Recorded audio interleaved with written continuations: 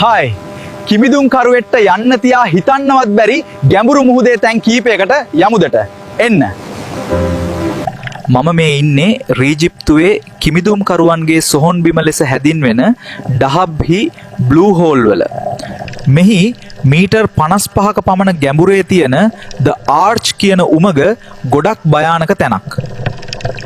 මෙම උමගේ කිමිදුම් කරුවන් 200ක් වගේ ප්‍රමාණයක් නයිට්‍රජන් නාර්කෝසිස් තත්ත්වයට පත් වී මිය ගිහින් තියෙනවා. දැන් ඉන්නේ ඔයාලා දන්න ලොව ගැඹුරුම පැසිෆික් සාගරයේ මරියානා ආගාදයේ. මුහුදු මට්ටමෙන් 10 ගුණයකට වඩා වැඩි නිසා කිසිම කිමිදුම් කරුවෙකුට මේකේ පතුලට නම් යන්න බෑ. මෙහි පීඩනය නිසා ඕනෑම මිනිසෙකු හෝ උපකරණයක් ඉක්මනින් පොඩි කර දැමීමට තරම් ප්‍රබල වන අතර ජල උෂ්ණත්වය හිමාංකයේ ආසන්නයේ පවතින නිසා අධික සීතලකින්ද යුක්ත වෙනවා.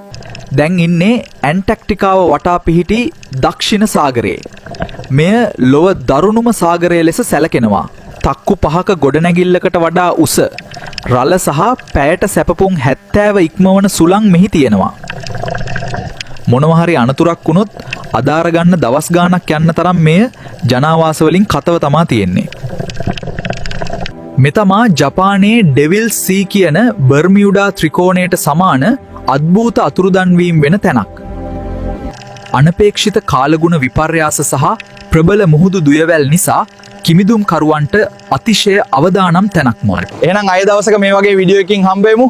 ඩඩ මිස්ටර් පින්ට සබ්ස්ක්‍රයිබ් කරන්න, Facebook page එකත් ෆලෝ කරන්න. ජය වේවා.